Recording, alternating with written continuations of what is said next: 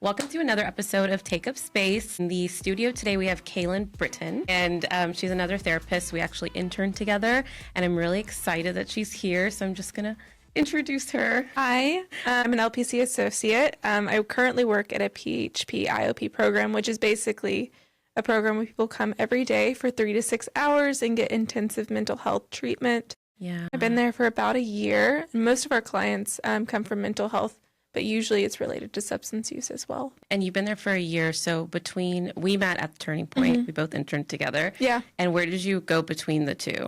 Right. Yeah. I tried the private practice route. It's very difficult to build up private practice. So after several months of that, I decided to work in more of a salary-based position. Nice. Okay. And we're both associates. So we're working towards full licensure, and that's 1,500 hours. So how many hours have you done? I calculated the other day. I think I am about 400 direct hours away from being fully licensed. You've done 1,100. Wow. That's insane. Yeah. It's been a lot faster. And where I work, it's a lot easier to get hours. Oh my goodness. But yeah, it's flown by. How are you staying sane, Kaelyn? Great question. I'm serious. Yeah, it honestly takes a lot of self-care because I see probably 20 to 25 direct hours of clients a week, and that includes groups most days and then lots of individuals. So that means that my work-life balance is incredibly important to me. Every day I go on a walk after work, every morning I work out, and then I always try to do little me things on the weekends. If my weekends are chill, it means I've had a successful weekend. Oh my goodness. If not, then I probably would not survive. Yeah, that's insane. But also you're so close to the finish line. I feel like we've been interns together, and then I feel like we've still been an intern since we graduated. It kind of just feels like I've been an intern for my entire life. Exactly. Because we have a supervisor. We have to make hours. Yeah, and I wonder, when we get our hours, what then? Because it's always been working towards something. I know. I am halfway, and I'm thinking when I get my full hours, I'm still going to keep a supervisor around. Not every single week, but once a month. Because I feel like... consultant. Yeah, like a consultant. Because it's a good quality check just to keep feeling like I'm still fresh. You know what I mean? Yeah, that's the other reason I moved to where I worked is the private practice life was really lonely for me, and I really wanted a team, and that helped a ton. So today, we're going to focus on what you are specializing, I guess, in right now with where you're working. One, attachments, and then however it intertwines with substance use, because you see both, right? Starting with attachment. I think it'd be really cool to explain. We both know a little bit of the history. We know the 4 categories, but if you were to kind of summarize that and introduce that concept to people who listen to Take Up Space, how would you go about doing that? Yeah, so attachment is something we've known about probably not as long as we've known about other things, but it started with a couple different experiences. John Bowlby was one of the founders, and then also Mary Ainsworth. And specifically with the Ainsworth experiment, it's called the strange situation. They had a baby and a mother, and they, throughout various different times, they had the mother leave the room, and they watched the baby's response depending on how the mother turned. So if the mother returned and was super joyful, they watched the baby's response. Or if she was neutral, they watched her. Or if she just didn't pay attention. And then based on that, they could see that obviously the baby really desired a certain emotional connection and desire to be around the mom. And so from then on, they were like, okay, there's something here. And so over time, it's evolved, and we've kind of realized that there's 4 main attachment styles. There's secure, which is the one we really want to go for. It's where we feel safe and secure. We can be independent, but also interdependent. There's anxious, which is more of and it can also be called ambivalent, where it's more of they always are seeking connection. They never feel like it's enough. And that can lead to maybe never feeling like you're truly loved or cared for. Avoidant, which is more of I don't really know if I can trust anybody. I don't know if I can rely on anybody. And that can lead to emotional disconnect from relationships and this sense of independence. And then disorganized, where it's all of the above. I'm feeling everything all at once. That's the worst. But usually they develop based on those early attachment figures. It can develop within even the first year of your life. Yeah. Okay. I love that you said that because, and it's weird. I was reading this book as we were thinking about doing this, but not planned. Yeah. So it's called Why Love Matters, and it is how affection shapes a baby's brain. And there's this part in here that I think is so important, and I don't know how to say it better, but it talks about the first 1,000 days of our lives and how important they are in terms of attachment. So it says, one reason why our relationship with our parents is like no other relationship is because the influence of other people is at its most powerful in early life. The period from conception through the first 2 years, so that's the first 1,000 days, is uniquely significant because this is when the nervous system itself is being established and shaped by experience. So during this period, how parents behave has as much influence on their child's emotional makeup as his or her genetic inheritance. And their responses to the baby teach them what his or her own emotions are and how to manage them. So this means that our earliest experiences as babies have much more relevance to our adult selves than many of us realize. And it is as babies that we first feel and learn what to do with our feelings when we start to organize our experience in a way that will affect our later behavior and thinking. So I feel like it's so important. Like, we're so hardwired for connection, but we never pause to think how important our environment shapes us in the beginning. Yeah, because children learn by modeling. And so I used to do play therapy for a short period of time when I was in private practice. And like the thing that we would tell parents is like the best way you can teach your kid is by modeling the behavior. Because they don't always cognitively understand, but they usually can understand the modeling. And so even a baby, like thinking about the Mary Ainsworth experiment, they were looking for the mother's emotional reaction in order to know how they were supposed to feel as well. Yeah. Because they don't know. They don't know. So you're teaching them through the modeling, right? And also the other thing I picked up from this book and others is like, you're helping their nervous system build their regulation capacity by the way you regulate your nervous system with them. And you mirror that back, right? So I feel like that can be really challenging for parents in this day and age, but then back in the day when they had no idea what to do and how to do it. Yeah. It's like even co-regulation now. Usually if you're around a calm person, you might find yourself feeling more calm. Yeah. And that's the goal for a parent and a child. But let's say like you're adopted, even those first few weeks of your life, if you're not with that parent, it's going to make an impact on it. And people don't realize that because they're like, oh, I was adopted when I was a baby. But it still has an impact on it because those first... of the separation between the original caregiver. Yeah. Wow. So in practice, when people come in and first of all, I have this like weird thing with labels. So I'm just going to throw it out there. I know there's a test. I know you can take it. And we used to give it to clients at the turning point, right? And it tells you like you're insecure, attached, or avoidant attached, or disorganized, or secure. And I know it's helpful to a certain extent. Like, it tells you where you might fall. But I think what I really want to stress on is, one, these aren't fixed statuses. Like, they can evolve over time. And they're not flaws that you have. They're like how you adapted based on your upbringing. Yeah, they're a way that you survived a relationship. And so it can be different with different kinds of relationships. That's why it really can't be a label. Like maybe you tend towards avoidant with one kind of relationship, but anxious another, secure in another. Yeah. And so it's not like a life sentence, and it's not something that is everything you are. It just means like, okay, at one point in my life, this is how I survived being in close relationships. Yeah, and that's so beautifully said. So I guess to make it more real in your practice, what do you see as like how in adult relationships, insecure attachment or avoidant attachment or disorganized show up? Or I guess insecure is avoidant and anxious and disorganized, and then, or how the secure attachment develops, like that progression. Yeah, it shows up a lot in not just romantic relationships, but just in relationships with people in general. Okay. Like, I noticed that people who tend towards an avoidant attachment might be hyper independent. And they not only fear close relationships, they fear the vulnerability that brings because they're used to doing it on their own, and they're used to not being able to trust the world. With anxious, I noticed like codependency is a huge thing. Like, I really need to have somebody there.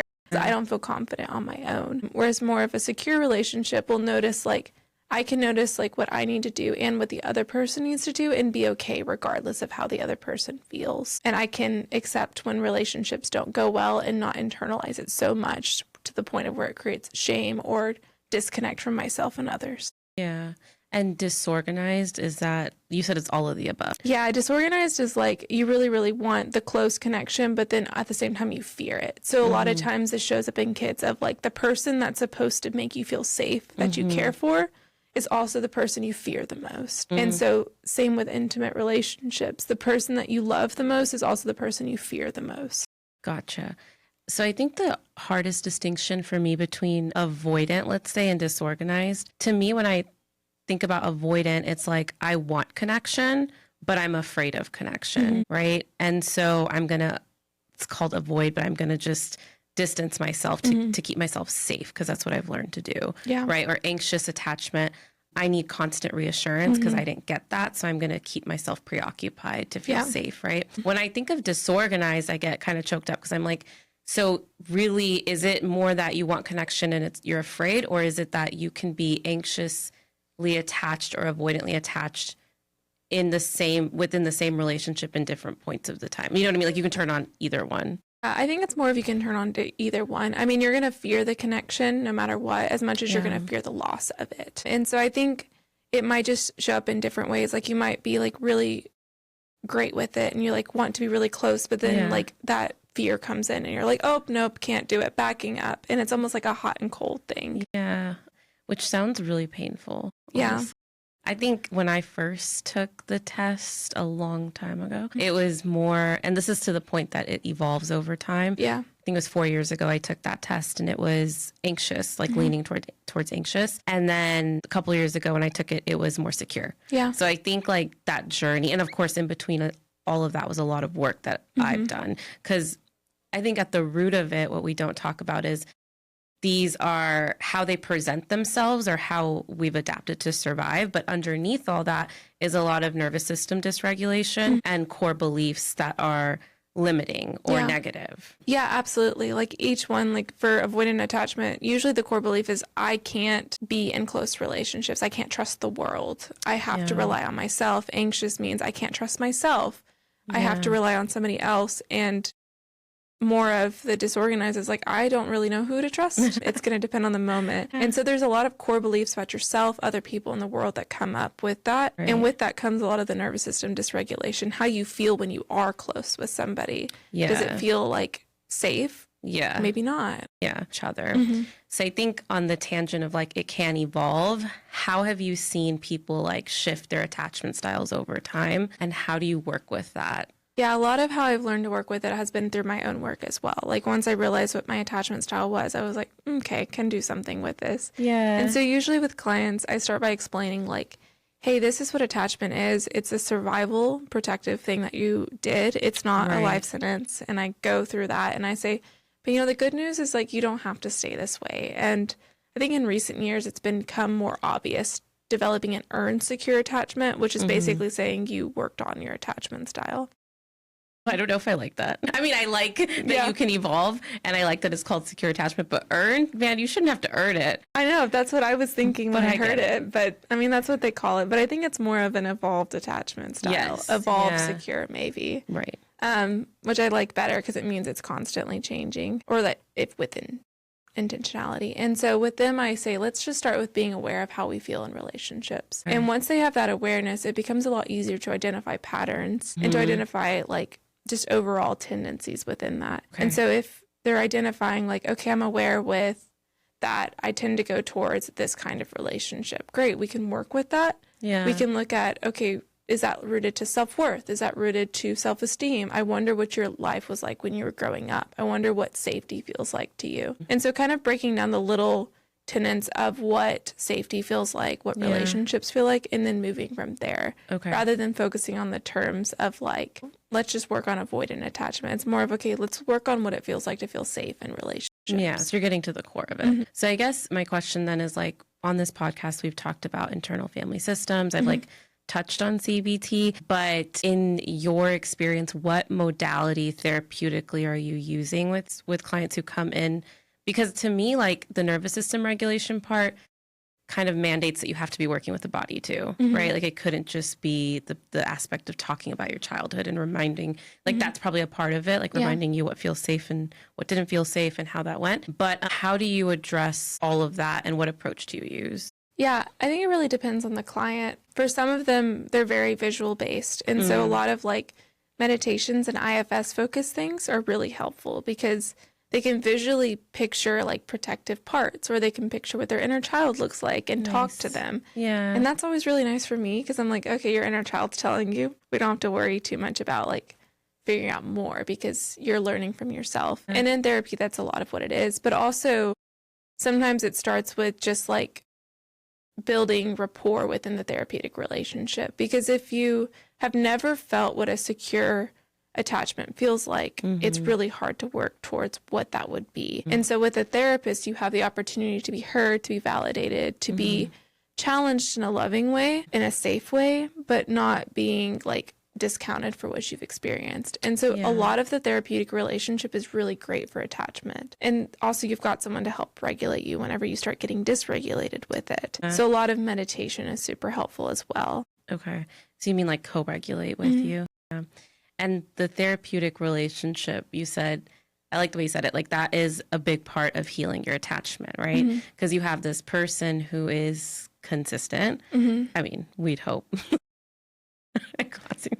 But like consistent, showing up every, week. You have a set relationship with them and they're holding space for you. So you're able to be vulnerable. You're able to like explore your emotional landscape without rejection. And then, so I guess that's both consistency helps the nervous system and that form of like holding space and not rejection leads to safety. So are there other ways in which you would say attachment kind of heals through that relationship? Yeah. I mean, I always tell clients like, you don't know what you don't know. And if you've never had a new pattern of behavior, it's hard to practice that. And so sometimes that involves like, okay, whenever I'm in a session, they're assertively communicating with me. And so even that is being like, okay, I'm building up confidence that I'm able to communicate, that I'm able to being heard.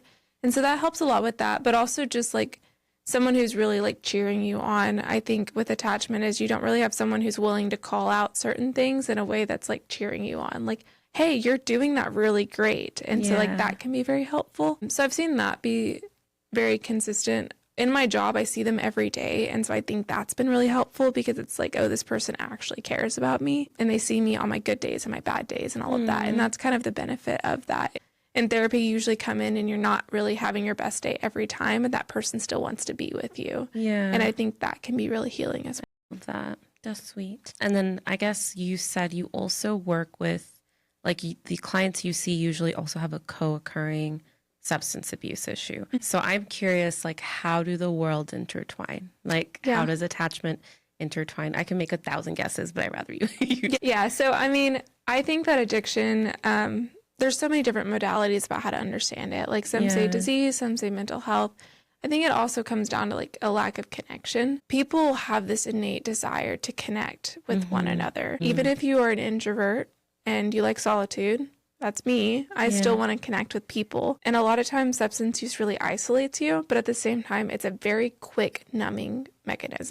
A quick fix. Yeah. And so usually like, let's say that you struggle with really intense emotional pain because you're feeling lonely. It's going to be a very quick fix. And the one thing that's really consistent might be the fact that you have that substance. Yeah. And so if nobody else is consistent, you've got this one thing.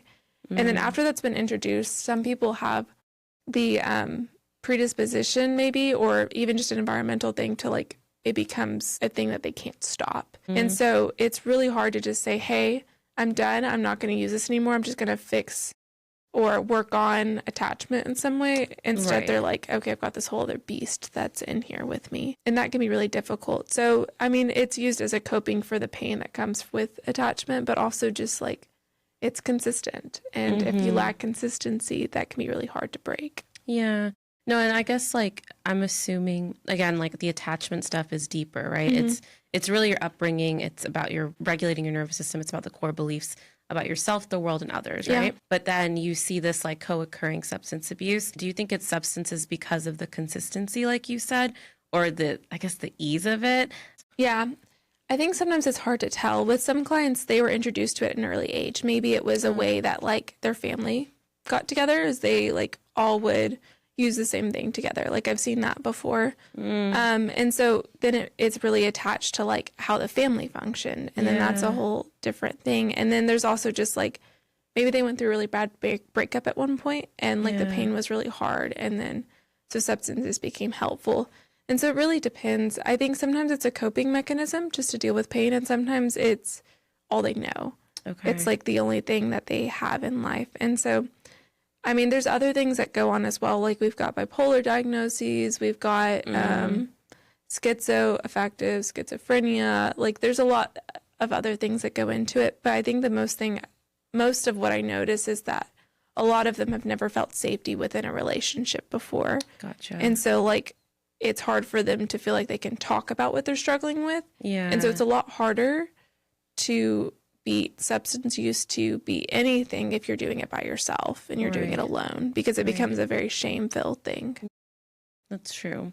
And I can see how like a substance, I can see how, because all of the attachment stuff is so deep rooted in your like wiring, that the pain that it must bring to notice that you feel lonely or that you don't trust or that you don't have, because like I think I started this with saying we're wired for connection, right? So that pain, I could see it being so strong and intense that leaning to a substance to alleviate that in a moment, if that's a quick fix, if it's consistent, like makes, it easier for you. Yeah. Yeah. And like the short-term relief is a very real thing. Like that's something clients will talk about. Is like there's a short-term relief aspect that your brain really remembers. It also shifts like neuroscience, chemicals, things that would take a lot for me to go into. But like, so like that has an impact on it. But the long-term consequences are what makes it not worth it for people anymore. And it ultimately leaves you feeling more isolated. And there's a lot of stigma that's around substance use. It's not viewed compassionately in any way.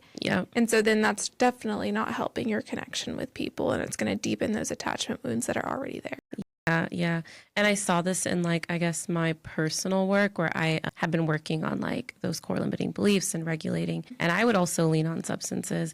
And I think what I found after a period of time is like, it doesn't work. It isn't a sustainable long-term strategy. Yeah. And at some point, either your tolerance goes up or what used to feel good, you can't necessarily disassociate from anymore. Like you realize that it's also a harm to yourself and to your body. So you finally might look for another solution and like something that can actually be sustainable long term. Right. So, and for me, I found that like ways to regulate the nervous system and soothe that are not substances, but like, for example, whether it's yoga or like it's our meditations, like you talked about in IFS, they are going to build this relationship between you and yourself and your parts. When pain arises, you can manage it. Like, we don't want to be absent of pain. We want to be able to deal with life's ebbs and flows, but also like go back and heal those core beliefs that limit us with the world. So I guess I'm curious, like when you go through the journey of you see someone who might have an insecure, whatever kind of attachment style that's not secure, you have the substance abuse perhaps with or without that. What has been like the journey towards healing? I think when dealing with any sort of substance use, we try to look at where I work, but also just within my own practice. I try to look at what led to it in the first place. And almost every client I start with, I do some sort of like modified, emotionally focused individual therapy thing where it's... Wait, can you describe that? Yeah. And it is a questionnaire thing that breaks down like, who did you run to whenever you were struggling growing up? What did your childhood look like? And some sessions, like I'll get through 2 questions and that's everything we'll do. And sometimes it's a little bit longer. I'll be like, okay, you probably are doing just fine with attachment. But usually once I understand like how something came to be, it's a lot easier to understand, okay, where do we go from here? Gotcha. And so usually the substance use starts because there's a desire for connection in some way, and not always like coping. Sometimes it's like, oh, this friend over here is also doing it. Yeah. And like we have fun together. And do you start there with the substance abuse? It just comes up naturally. Okay. I don't primarily work on the substance use part. I very much work with the underlying. And I don't think every person functions that way within the work I do, but I do think that that's the most helpful because usually there's deep-rooted reasons. Yep. And so usually I focus on like, okay, how did you grow up in general? Like what was helpful for you? What was harmful for you? Right. Like what are the major events in your life that you feel like made an impact on you? Not just trauma events, but just any major event. And usually that helps me gain a better understanding. And once we gain that better understanding, we have a roadmap of which we can follow. And I notice that it's not me talking about attachment every time I'm in session. It's more of like being really consistent in what we're working on together. And then over time, it naturally starts to like shift a little bit. And they'll start to notice like, I was able to talk to myself a little bit differently this day. And because of that, when that person came up to me, I realized that that's not something I deserve. And so it's more of like small changes in other areas that ultimately lead to that overall attachment shift. Gotcha, towards the secure. And in your work, what has been something that's been the most challenging for you on this topic? I think there's a feeling of being used to chaos, being used to the Familiar hell. familiarity of it. I think the quote is like, I'll always pick a familiar hell over an unknown heaven. Yeah, something like that. Yeah. No, it's lovely, exactly though. that. Yeah. Like, I'd rather be in the chaos than I would like to be in a peace that I do not know. Yeah, that's it. And it's like a huge thing because it's not that they necessarily want to stay in the chaos. It's more of like, who knows what peace actually feels like if you've never really felt it or it's been a really long time. Yeah. And so there's this idea called repetition compulsion, and it's the idea of entering the same relationship over and over again, expecting it to. I was literally just talking to a client about this. Yeah. Yeah, we deal. recreate subconsciously. Mhm. Got to like point that, highlight that, Bold. bold that. Consciously, we recreate the feeling, sensation, circumstances that we had as children or up when we were with our caregivers to recreate the story, to change the narrative. Like, hopefully this time he will choose me or she will choose me. Yeah, and I will like, be I'll loved. And I'll be saved. And we try to repeat that so much so that we hope it happens. And it ends up, what I notice with my clients and myself, I guess, is it just reinforces those negative beliefs. Right. Like, And you're like, see, I can't be vulnerable. I can't do it. I suck. My life sucks and everything's wrong with me. See.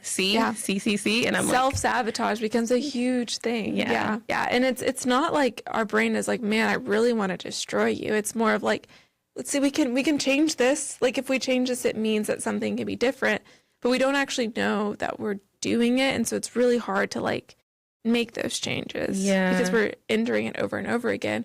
But our people picker is essentially broken. And so we're picking the people that are continually doing it. Yeah. People picker is broken. When you're so used to what chaos feels like, familiarity begins to feel like what we think safety and peace is, but it's not. Familiarity and safety are not the same thing. Yeah.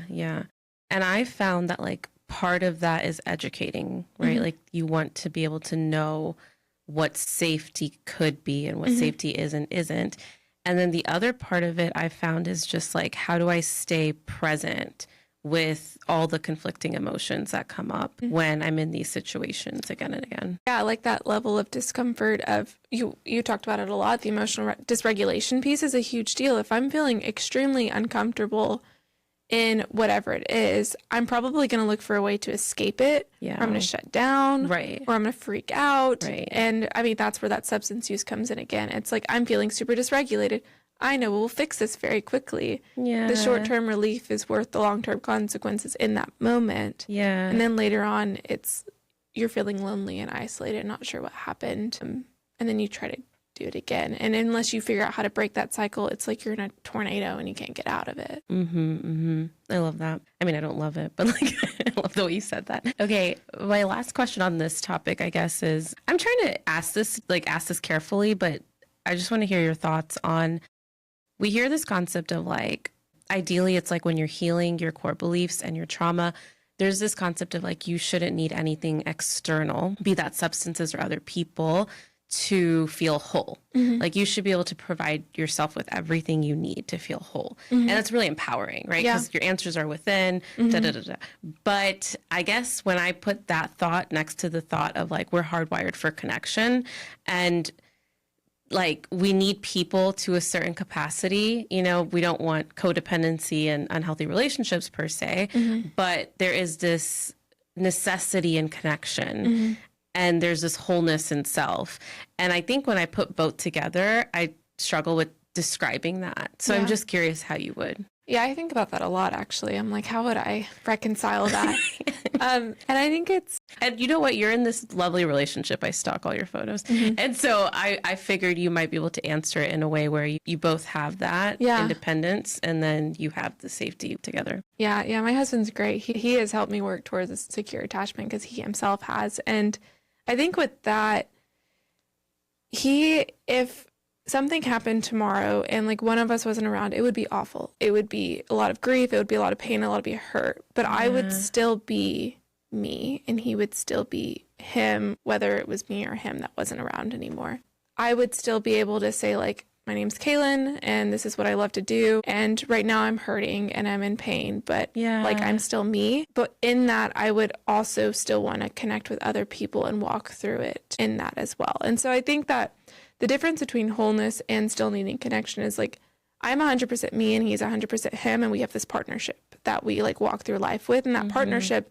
helps us remain strong when maybe one of us isn't feeling so strong. So I think connection's more of a strengthening piece of it. And I think wholeness remains regardless. But I do think that there will be a part of us that will feel more lonely or hurt or whatever it might be if we don't have that connection. Yeah. Because I think like solitary confinement and things like that can be really detrimental to a person's mental health because we do need it. I don't think it makes them less whole, but I think it does something neurologically and just physically if we're not around people. And I think part of who we are has been shaped by the people that we're around. Right. No, I love that.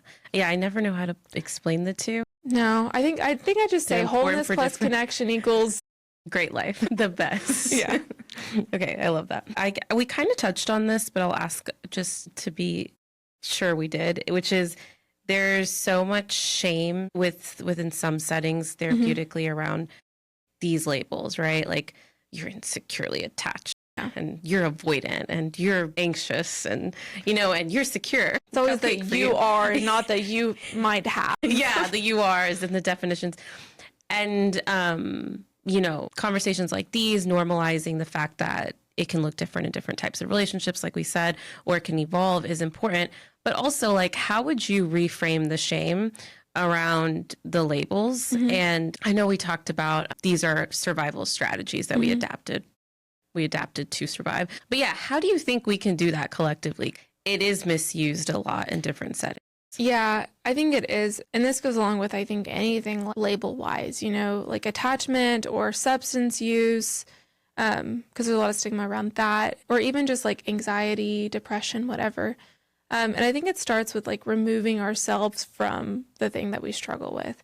So my identity is not my struggle. I just have struggles. And so the first thing I try to point out is like shame tells us that if we don't have a secure attachment style, we're broken.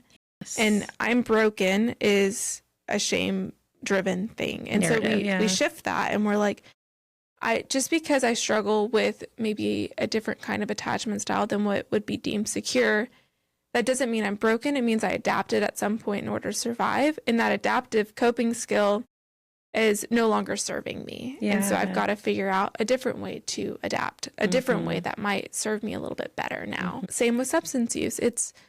I am not an addict. I struggle with addiction. Right. And because of that, I need to offer myself compassion because at one point in my life, that's how I survived. Yeah. That's how I connected. That's how I functioned in life. It's literally how I'm here. It's how I'm here. And maybe I should thank myself for that. Like maybe I should thank myself for doing what I needed to do to survive, acknowledging all of the hurt and the pain that came with that, acknowledging the things that I'm not proud of, but also acknowledging that I'm not that person anymore and I have the ability to change. Yeah. And that ability, that giving yourself permission to change your mind, giving yourself permission to change, giving yourself permission to adapt, while also offering that past self-compassion. Yeah. It's not saying it's okay that everything happened. It's saying that's just what happened and I'm allowed to move forward. Right. I'm not going to punish my present self for what my past self did forever. And I'm not going to define what happened to me as who I am. Yeah, my identity is not my struggle. Yes. My identity is who I am. My struggle is what I've experienced. Couldn't have said it better myself. Okay, so for people listening, I guess tools or tips, this might be something you've already said, but if somebody finds themselves in that repetition compulsion, right? They're in frequent unhealthy patterns and dynamics. What do you feel like they can do as a starting point outside of get a therapist and get help? Get a therapist, call me. No, I'm just kidding. But outside of that, what do you think that they can do to, I don't know, like I guess pause the cycle or pause the pattern? Yeah, I mean, I think step one is getting to know you. Like even your therapist is not going to know you as much as you have the ability to know you. Like there are things that I said today that might shift and change over time. We might learn more about it, or maybe I'll learn more about it and I'll be like, okay, maybe substance and use and attachment are differently related. I don't know. But that's the gift of knowledge and learning is that things are you're always able to learn something new. And so I think step one is just figuring out, okay, what are really painful points for me that I've noticed within relationship? Is there a pattern? And if there is, okay, I wonder if there's like a theme of how I talk to myself. Like I seem to accept this certain kind of love that maybe I'm not needing to accept. Maybe I'm worth more than that. And so, I mean, first steps are becoming aware of patterns, and two, let's talk to ourselves a little differently. Let's be compassionate to ourselves. Let's take a moment to take ourselves on date, to get to know who I am outside of any relationships, who I am as I'm growing, and embrace that self with a stance of, I really want to get to know you because I really care about you and I really love you, and I don't completely know you yet. And so I want to give you the opportunity to do that without any distractions. And then knowing that's going to take time. It's a whole journey, but I love that. So your suggestion is to educate yourself and get to know yourself better without any other relationship. Yeah. I mean, there's going to be friendships. If you're already in a romantic relationship, I'm not saying go dump them, but like take a moment to take yourself out on a date. Yeah, no, I love that. Okay. Lastly, I'm going to do some rapid fire questions, which are just fun and a little different. So I'm excited to hear your answers. But we'll start with, what is the funniest piece of advice you've ever gotten about mental health? Gosh, funniest? My husband says this to me sometimes. He's like, why don't you just give me some of your anxiety? And then I'll just say, oh, I'm not going to be anxious anymore. And it'll be going away. What? It doesn't make a lick of sense. But he says it mostly to get me to laugh, because like laughter is a really helpful thing with anxiety. If I can just take a moment to laugh. It's super helpful, but it just like shocks me every time. I'm like, what do you mean give you some of my anxiety so you can just tell it I'm good? I love that. It's like very caring, but also not going to work. No. But it is for the laugh, and I love that. That's sweet. Yeah. Okay. What's your guilty pleasure for when you need to escape reality for a little bit? I think like reading any sort of like fantasy book is something I do. Anything that like just doesn't really make any logical sense for the world we live in, I really love just diving into it. And just completely distracting myself, and then like at the same time just like eating like ice cream. So like eating ice cream, reading like fantasy books. Yeah, combo. Okay. And what's the weirdest thing you've done to reset your mental state? The other day at work, I like literally leapfrogged. What? Yeah. Okay. So like I was like squatting down. Yeah. And I was talking to my coworker, and I was like, what if I just like jumped right now? And it was a long day, and so I did. And then like my coworker didn't see it, so I did it again. Oh, nice. So you did it twice. Yeah. Did it reset your mental state? Yeah, I felt a lot better. Okay, good. Well, that's all that matters. Okay. When faced with a challenge, what's the first thing you remind yourself to stay grounded? It's okay if I don't do this perfectly. Perfectionism has been something that's been really hard for me. And once I've given myself permission to like do something not perfect, it makes it a lot easier to start it. I love that. It's okay to not be perfect. I had to say that to myself 10 times before starting the podcast. Okay. What's one thing you do daily to prioritize your mental well-being, no matter how small? Not every single day. Perhaps it's like every other day. Yeah. I think moving my body is just a really big thing for me. And I like to find creative ways to do that. I mean, I work out every morning, but I think my walks are what I enjoy more. Yeah. Because they're more gentle, they're more slow, and it's outside, and the weather right now is perfect. Well, not right now, but in general right now. Like right now it's raining. Now it's raining, which I don't mind that either. And I think that's been really helpful because it like, I do it right after work. And so it separates my work life from my home life. Yeah. And I can do that every day. Okay. Last one. What's one indirect or direct message that you've gotten from society growing up? Let's see. Maybe because I am a straight A student, like really good at school and everything, that I have it all together. I just like to opt out of the fact that it looks like I have it all together. I always think you have it all together. I just like simply do not. And I think it's like kind of fun to not have it all together, to be kind of like goofy and like kind of just falling apart sometimes. Like even the leapfrog thing, like most people are not in the adult world, they're not going to just like leapfrog at work, but it's kind of fun because it's like having permission to be a little messy is really freeing. And I'd like to opt out of the fact that it looks like I have it all together. I love that. Because I think that's been something my whole life is like, no, actually I don't. That's okay. And I'm okay with that. Yeah. Yeah. Okay. Lovely. Thank you. Is there anything that we didn't touch on that you feel like you wanted to share whether it's about addictions or attachments. Yeah, I think specifically, I'm still learning a lot about substance use because I've only worked with it for a year. And I think that there's a lot I could be more informed on. Sure. Same with attachment. I'm still a baby therapist, so there's a lot I'm learning. But You and me both. I know. Yeah. I'm like, am I ever going to stop? Hopefully not. But I think one thing that I want anybody to know that's struggling with attachment or substance use is like, there's nothing wrong with asking for help when you're doing this. And I think a lot of my clients, when they go to treatment, all of a sudden there's a problem with them. Like they're the black sheep. There's a stigma around it. Yeah. But I actually think the bravest thing you can do is ask for help. And I really wish that asking for help wasn't viewed as such a weakness. You don't have to do it on your own. If you're in treatment right now for substance use, holy crap, that's so freaking hard. Like my clients are some of the bravest, strongest people I know. And same with people working through attachment. Choosing to be vulnerable again after being brokenhearted, after being hurt, after like going through the pain of different things, that's so much bravery as well. Like it would be totally understandable to not want to work on those things, to not want to embrace the pain, not want to be in discomfort. But the fact that you're choosing to do something different, you're choosing to seek something you don't know. Yeah. Such a big deal. 100%. People who don't struggle with attachment, don't struggle with substance use, they're not always going to be that brave. Yeah. Yeah. And they're not going to understand.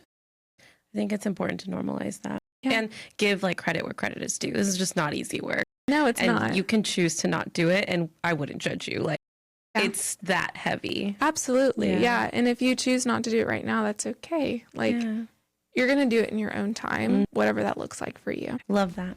Well, thank you so much for doing this and having this chat with me. And hopefully, if you were listening, you got something out of this, whether it's a new perspective or tools or tips that you want to use in your life or people that you love. And yeah, thanks, Kaelyn.